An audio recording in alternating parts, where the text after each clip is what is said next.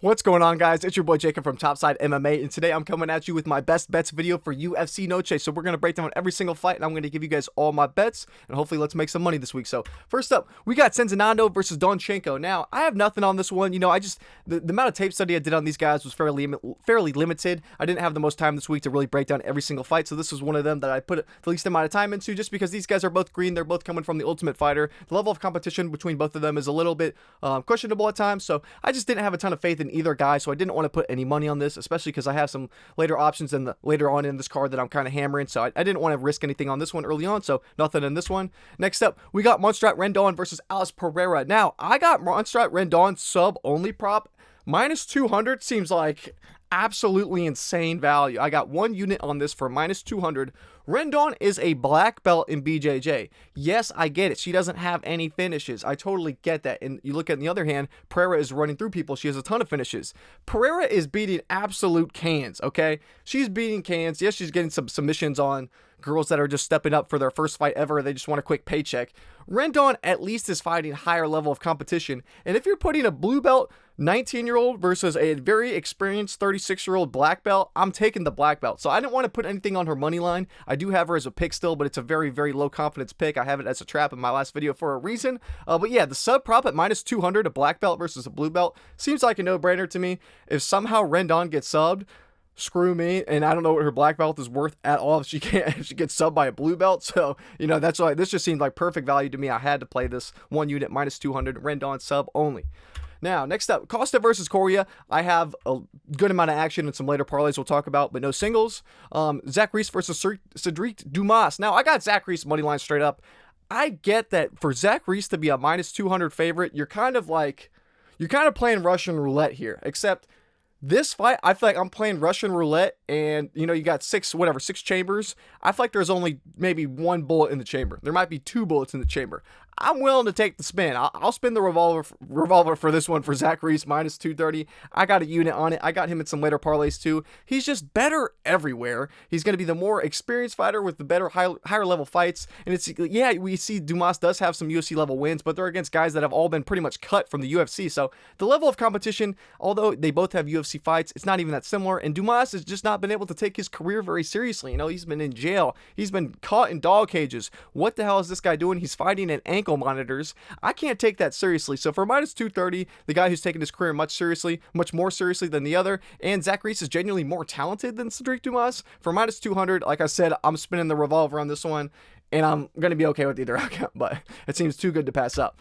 Now, next up, Jesus Aguilar versus Luis Carrul. I got Jesus Aguilar sub only, just a quarter unit at minus 185. He is a guillotine merchant, and although I'm not saying that Luis Carrul does have bad BJJ game, because he does, I think he only has 1 or 2 submissions total on his record, but I'm not saying he has a bad submission game, but if he's getting a finish, it's likely going to be a knockout. But the thing is, Aguilar has a good chin, he can hang, so I think this likely goes long. I don't really necessarily see this prop hitting, but I think if either guy is going to get a submission, I feel like the most likely outcome would be Aguilar to somehow snatch up a guillotine choke, as that's his infamous choke. That's what he goes for. So yeah, I just have a quarter unit on this. I expect a refund on this, but for the value, minus 185 seemed decent to me, because really I see that's the best way for him to win this fight. So next up, we got Tatiana Suarez versus Amanda Lemos. I got a little sprinkle on Amanda Lemos via decision, plus 800, 0.1 units. I just think that's her only way to win this fight. I think this is really going to come down to, can Tatiana Suarez land the takedowns? If she can, she'll probably win this fight. If she can't, Amanda Lemos is going to be able to keep it on the feet all 3 rounds. The striking should not be close. Lemos should be the much better striker with more power in the hands. But I don't think Tatiana Suarez is going to get knocked out. We've never seen her knocked out before. And she has a big ass head, man. The people with the big heads, she has a granite chin on her. I don't see her getting finished, even though Amanda Lemos does have power. If at any point she were to even get hurt, she can just pull guard. Amanda Lemos is not going to want to follow her down there. So I just don't see her getting finished at all in this fight. It feels like you're basically getting Amanda Lemos's money line at plus 800, which I think is great value, because there definitely is a reality to where Amanda Lemos stops all the takedowns, keeps it on the feet, and she could win this fight. I'm not saying it's out of the realm of possibility, but yeah, I think Tatiana Suarez still should win this fight, but there is always that chance. So at plus 800 for pretty much the money line, I had to take a sprinkle on it. Now, for all these fights, don't have anything on any of them. Players versus Silva. I keep going back and forth in this, man. I'm like about to pick flip to Silva, because I keep telling myself, I'm like, all right, I have a pick on playlist right now, but it's like, if he can't implement his game plan, he's going to lose this fight. Where with Silva, he could really fight anywhere this goes. I mean, he's good. He's decent on the ground. He has decent submission abilities. He has good hands with a ton of power on the feet. It's like if he can just he can win anywhere in this fight. Whereas Playless, he has to take it to the ground in order to win. So I'm like this close to pick flipping on him. I keep going back and forth. I know I already have my final picks video in, but I just want to tell you guys where my head's at around this one. I'm like this close to picking Silva. But in terms of the money, or the bets or the money lines or anything like that, I'm not putting shit on this. I'm sitting back with my feet kicked up watching this. Medina versus Todorovic. I have Todorovic in some later parlays. Luna versus Quang Lee. I don't have anything on this. I think it's going to be a fun, scrappy fight. I don't have enough faith in Luna to bet on him yet because he's too inexperienced. I do have him as a pick, but yeah, no money on him. Hernandez versus Ferreira. Same type of thing. I'm just going to sit back and watch this. I feel like depending on how you look at this, I feel like there is value on both sides. If you have any confidence in either guy for a good reason, let me know in the comments, because I'm still kind of torn on this one. But I think for a pick'em odds, if you like either guy, it's probably good value. I know I have the pick as Ferreira, but this is another one. I'm slightly starting to move a tad towards Hernandez. At this point, it doesn't make a difference. A pick's just a pick. Who gives a shit? I got it as a low confidence pick either way, but I do worry about the youth and the athleticism versus the older 40-year-old Ferreira. It's like, because I know skill-wise, Hernandez is going to be a step behind. This one's tweaking me out a little bit. So those are the two I keep going back and forth on. The Playlist one and the Silva one and the Hernandez versus Ferreira. So I just wanted to say that to you guys, if that influences your opinions or not. I wanted to let you guys know. But in terms of the bets, yeah, I got nothing on that. And then Gastelum versus Stoltzfus. I can't have shit on this, man. I don't have enough confidence in Stoltzfus to take the dog shot. And the line, it's like just too short. The line is just not wide enough for me to want to take a sprinkle on Stoltzfus, but it's just wide enough to the point where I don't want to put anything on Gastelum either. So I got nothing on all of these fights. But next up, we got Rafa Garcia versus Jared Gordon. Now, this is where it's going to get interesting. This card, betting-wise, I wanted to tell you guys this, especially when we get to the parlays. This slate for me is likely going to be a lot different than how it ends up, and we'll get into that. But starting off, we'll talk with Rafa Garcia versus Jared Gordon. Now, if the earlier fights go well, because this isn't going to make sense till we get to the parlays, but I got a lot of action on earlier guys in this card with some parlays. So depending on how those parlays go, will determine how much money I put on Jared Gordon. Now, if all the parlays go really well and we're just cashing all through the prelims early on, then I'm going to lay low on this one, but maybe put a quarter unit, maybe put half a unit. But if the earlier fights, there's some dumpster fires that we get caught in, I probably will put a full unit on Jared Gordon. It just depends on how the night goes. I'll talk more about this when we get to the parlays. It'll make more sense. But yeah, that's why I don't have anything actually put on this Jared Gordon money line yet at minus 218. I'm waiting for the earlier fights to see how they progress. We'll talk about that at the end though. But I do think, like I said, this is not also for this card, this is not really I don't see a ton of potential live betting value on this card in my opinion. Now there's some of the earlier fights that we talked about, like these ones here. A lot of the pick'em lines, if one guy jumps to a plus 800 or underdog and it's like a 1-to-1 fight, if you guys see any value like that, I always like taking sprinkles on that. Or on the other hand, like if there's a giant favorite, like let's say, I don't know, Tatiana Suarez coming in at minus 400, if she shits the bed in the first round, has no success, this line tightens to a pick'em, I'll put something on Tatiana Suarez. If you can get a plus or a minus 400 plus favorite at a pick'em odds after one round, I will always put a little sprinkle on the big favorite that's now evened up, just because I think that's where the value is. And so there is that type of value that could be present on this card. I'm not really necessarily anticipating that to happen, but there is the potential. So if that type of thing happens, I always recommend just putting a little sprinkle on it. Even if it's just a little sprinkle, you're still getting a minus 400 price tag at a damn near pick'em odds or however good of a line you can get it. But this one in particular, I am looking at I could see a reality to where this line tightens up quite a bit. Now, Jared Gordon coming in at a minus 200 favorite. I do think if this fight is close, Jared Gordon, we've seen him robbed twice on the scorecards. We see him go to decisions. Yeah, he's just coming off a big knockout win, but this guy does go to close decisions. So if this fight is relatively close throughout the first round or two, I don't see that minus 200 money line sticking to where it is. I could easily see it tightening up. So for me, I'm looking to see if I can get this line for about minus 140 to minus 150. That seems like a sweet spot for me, because I don't necessarily see Gordon ever flip into an underdog unless he starts to really struggle. But if the striking stats are pretty even throughout the first round, I could see that minus 218 tighten it up to somewhere around there, maybe a minus 150, maybe minus 140, somewhere in there. That's just something I'm looking at. But usually I'm looking for more live betting opportunities, but in this card in particular, nothing's really sticking out to me as of right now. Besides, like I said, if there's a giant favorite that tightens up, that's always worth it. But in terms of something specific that I'm looking for, this is probably the only one of the night. But yeah, that does it for this one. I got nothing on it right now, but like I said, I'm considering the Jared Gordon money line depending on how the earlier fights go, and we'll talk about that in the parlays. Whew. So next up, we got Rob Font versus David Martinez. I got nothing on this one. I'm not letting Rob Font take any more of my money. That being said, if we're balling by the end of the night, I might just put a little something on Rob Font. I might put a little sprinkle on Rob Font money line, because then at that point, it's like, all right, if he screws me like for the third time in a row and he loses me money, all right, screw it. At least this bastard finally got his loss. If he makes me money, I'd be like, okay, Rob Font, maybe I was too harsh on you. Maybe, all right. You've earned your way back in my eyes now. So that's something I'm thinking about. Probably not, nothing more than probably a quarter unit tops. But as of right now, I got nothing on Rob Font. I am leaning him though. I had him as the pick. I am starting to lean him more and more. I just don't know if David Martinez's power is going to be enough to get him out. I think he should probably be a step behind ever so slightly in the striking. Give me the crafty veteran. I do like Rob Font ever so slightly, even though, like I said in my last video, man, it's like I feel like the second we pick Rob Font, then he's gonna shit the bed completely. But we'll just have to see how it goes. You never know until it happens. So next up, we got Diego Lopes versus Jean Silva. Jean Silva is my lock of the night. Same thing here. I have Jean Silva involved in quite a bit of parlays we're about to talk about here in 30 seconds. So I don't have anything in particular on him. Now, the one line that I was looking at is Jean Silva's money line for Jean Silva in over 1.5 rounds. It's a very tight line. I think it's like, I don't know, minus 130, minus 140 or something like that. It's pretty insane. That's the only thing I'm considering putting a little something on, depending on how the earlier fights go, because I'm going to have a good amount of action on Jean Silva. I don't want to overextend, because I am overextending on Jean Silva, like intentionally so I don't want to overextend on an overextension, so because I'm hammering Jean Silva. So that's just something I was looking at if you're considering it. But in terms of the value, I feel like the money line straight up is probably just your best bet.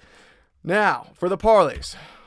I always do like a play of the week parlay for you guys, but this week is a very, I don't want to say super unique week, but for me, I was like trying to think of what this card reminds me of. This card reminds me of UFC 302. This was when it was Makhachev versus Poirier.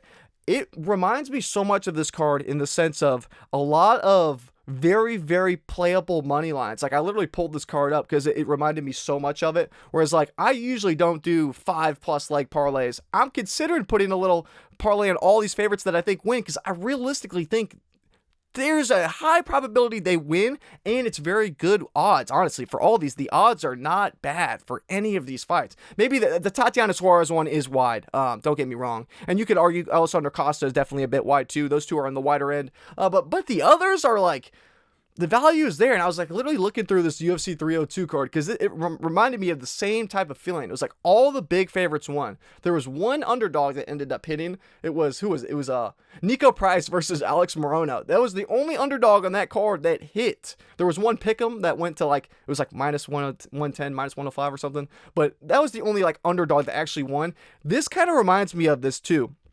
And I will say this, I was looking through the different sports books, and I know especially DraftKings, they are promoting the shit out of Diego Lopes. They are offering all these props. They are putting, like how the bookies will have like, here's the so-and-so parlay. Here's the underdog comeback parlay. Here's the Brazil parlay. Like, you know how they do that type of shit? Diego Lopes is in so many of those parlays. So I'm like, okay, I think Diego Lopes is getting fucked up in this fight. I'm looking at the other legs on that, and they all are like, they have all the other legs are legs that I think genuinely win. So this is just conspiracy. This is big conspiracy thinking. I got no facts to back this. How I'm thinking this is going, I think the bookies are trying to get everyone to, or not the bookies, but I feel like most likely they're trying to get all the upsets. They're trying to get all their money back with this main event. I feel like they're keeping the line tight for a reason. There's a lot of money. I feel like the casual money is going on Diego Lopes for the underdog value. People see the plus money tag. They see a big Brazilian. They're like, okay, give me this guy. I think that's where people are going to get screwed on this card. I feel like this is going to be a very favorite heavy card. Now there's quite a bit of pick'em fights on this card, so I'm not talking about those. I'm talking about the bigger favorites. I'm talking about the ones at the bottom here: the Alessandro Costa, the Zach Reese, Tatiana Suarez, Dusko Todorovic, Jared Gordon, Jean Silva. These are the lines that it seems like I don't know. I know I'm kind of rambling and I don't have proof to back this, but I'm just giving you guys my honest thoughts, my honest opinions. I just feel like this gives me a very similar vibe to 302, where a lot of the favorites are going to hit. They're going to be earlier on. That's where the money's going to be made. And it's the same thing. It was like Islam versus Dustin. Everyone had money on Dustin. Everyone's like, oh, I love Dustin. You know, we want Dustin to win. Big price tag. Dustin was not winning that fight. But everyone had money on, not everyone, but all the casuals loaded up on Dustin Poirier. And I think that's how the bookies got a ton of their money back. So I would just say this is how, all right, so anyway, I would say be careful about the main event. One, if you're putting anything on Diego Lopes, I don't think there's hardly any value there at all. But if you are going to do Diego Lopes, I will say this is totally separate tangent. If you're going to put anything on Diego Lopes, just take him by decision. Take him by decision. He's not finishing Jean Silva. Just if you think Diego Lopes wins and you want to put any money on him, do it by decision. I will say that. I don't think that happens. I very strongly don't think that happens. But if that's the way you're looking, that's the way you're looking. Same thing with Amanda Lemos. I don't think Amanda Lemos wins, but the value is there on her decision prop. That's the only way she likely wins in my book. But anyway, in terms of the plays of the week, this is how I'm approaching this card this week. Now, I'm loading up all these favorites that I have at the very bottom. I think that these guys are all going to win in a pretty convincing way. Now, that's why I don't have a single play of the week. I don't want to put you guys with the single play of the week because, like, for example, my first one right here, Alessandro Costa and Zach Reese money line. I'm hitting this one early on because they're so damn early in the card. If either one of these miss, we can bounce back. Whereas if both of these lines both hit, then we can take it off. We can lay off the gas pedal a little bit. Take it easy for the later fights. We have some wiggle room to work early on in this card. That's where I'm thinking. I'm trying to go a little bit heavier early on. As you can see, I have two of these parlays. Alessandro Costa. I think the line is wide. I quite literally think the line is wide. I think Alessandro Costa has every reason and way to win this fight. But even I think it's not the smartest to play him at this money line, but I'm just kind of biting the bullet and I'm taking the risk here. I'm taking the risk. I think he should win this fight. So that's why I have him earlier on in 2 units and 2 separate parlays. And I have this not because I think, I didn't want to put this as like the one play of the week because I think Alessandro Costa is my most confident line or fighter this week, because he's definitely not. It's purely because he's early on in this card. So I wanted to make that clear. That's why I have him, That's why I have him involved in these earlier parlays, because he's so far early down on this card. If this fight, if he loses, then we can bounce back. That's why it makes me a tad nervous to have Jean Silva as like the anchor for all my parlays. Because I mean, one, that's obviously just, that's how you lose all your money, is having one anchor to 5 different parlays. I mean, but the same thing is he's later on in the night. He's the last fight of the night. So if he shits the bed for whatever reason, if Jean Silva goes out there and blows his ACL out like a Tom Aspinall, then you're fucked. There's no way to bounce back. So that's why I have Alessandro Costa in the play of the week. That's why I put multiple of him here, because I'm going to be playing this down the road. I have my most amount of action I'm going to have a heavy start on involving Alessandro Costa and Zach Reese. I think both of these guys win, and I think they both win in dominant ways, and I'm not really too worried about them. Now, I have a little bit less action on Dusko Todorovic as of right now. It's the same thing. If they were flipped, if Alessandro Costa and Dusko Todorovic, if their fights in terms of the bout order were flip-flopped, I would have the flipped amount of money on them. You get what I'm saying? It's purely just to do with the order that they're in, not to do with the fighters themselves, because I'm decently confident in all these guys. I mean, because they all have their potential they could lose. Like Alessandro Costa, we've seen him clipped before. Korea, we haven't seen him at a high level. There's some uncertainties about him. There's a chance he could get knocked out again. There is that chance. With Zach Reese, we've seen him hurt before. We've seen him do dumb shit. There's a chance he gets clipped again. He could lose a decision. We've seen him tire out before. And with Tatiana Suarez, if she can't get the takedowns, she's going to lose. And Dusko Todorovic, we've seen him clip before.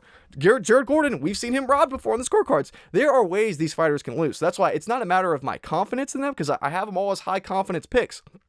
It's purely just the fact that the bout order is the way that it is, and I think I'm confident in all of these legs, so that's why I'm playing them in order, specifically going heavier at the start, so that if things go right, then we could back off. If, like, let's say, if all these three are, I guess Jean Silva, this is not going to affect it, but let's say Alessandro Costa and Zach Reese, but if this line cashes for 1 unit, minus 122, I'm not going to go and throw 3 units on Jared Gordon money line straight up. However, if we're in the hole after these, if Zach Reese gets knocked out, if Alessandro Costa gets knocked out, yeah, I'm going to probably have more action on Zach Reese. I'm going to put more action on Dusko Todorovic, because this is one of those lines, in my opinion, where you're normally, I say I'm usually very adamant about not digging yourself in a hole, but I'm not, if I'm talking about it beforehand, it's not digging myself in a hole. This is a calculated play, if that makes sense. You know, I feel like when you're digging is when it's like, oh, these guys just lost. Now let me, put more fuel in the fire. No.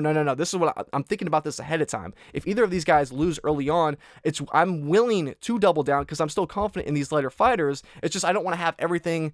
I don't want to put all these bets placed ahead of time because let's say all these earlier bets hit. I don't want to have the same amount of equal action and then potentially lose it all. You know, I would cut it in half, reduce my potential risk on the later fights, and then that way if we lose a little bit of the later ones early on, because you're not bound to make every single pick happen, you're not going to have every single bet cash, so at that point I can cut the later loss or the later bets down in terms of the money size, in terms of the units, maybe from a unit to a half a unit or maybe a quarter unit. Then the risk versus reward, it's a lot less and we can still maintain a profit level, because you know me, I'm trying to keep a profit. I don't want to risk it if we're up 3 units plus 2 units on the night. I don't want to just go piss that all away when I see Dusko Todorovic get starched clean knocked out by Jose Medina in a fluke robbery upset. Like I don't want to piss it away if we don't have to. You know, if we're up heavy to begin with, then let's coast, let's ride. Because Jean Silva, he's going to be the anchor too. You know, I'm relying on Jean Silva. That's the same thing. If we have a rocky night early on, as of right now, I have nothing on the Jean Silva money line. As you can see, the last play of the week I have it. That's why I have these as play of the weeks, but